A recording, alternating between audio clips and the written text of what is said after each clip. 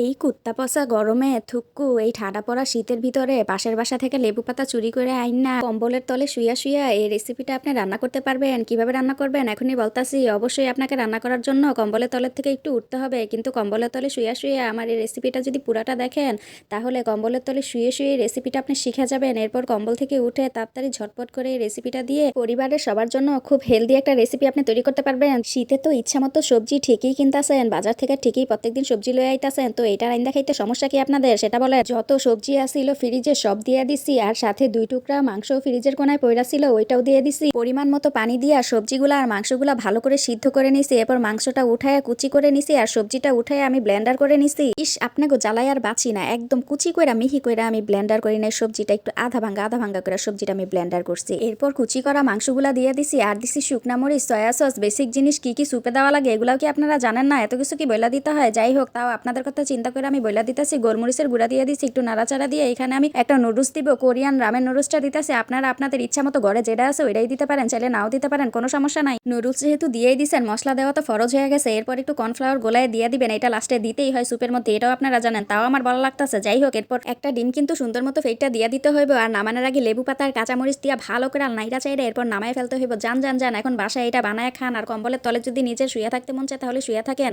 আমার কাজ হলো রেসিপি বানায় দিয়ে দেওয়া আপনাদের জন্য, আর আপনারা বানায় খাইবেন নাকি খাইবেন না সেটা আপনাদের ব্যাপার। রেসিপি বানায় খান আর না খান, আমার ভিডিও যদি লাইক কমেন্ট শেয়ার না করবেন তাহলে কিন্তু আপনাকে খবর আছে। দেখেন যান এখন রেসিপি বানায় খান নাকি এটাও আপনার করে বানায় আপনাকে বাইক দিয়া যান।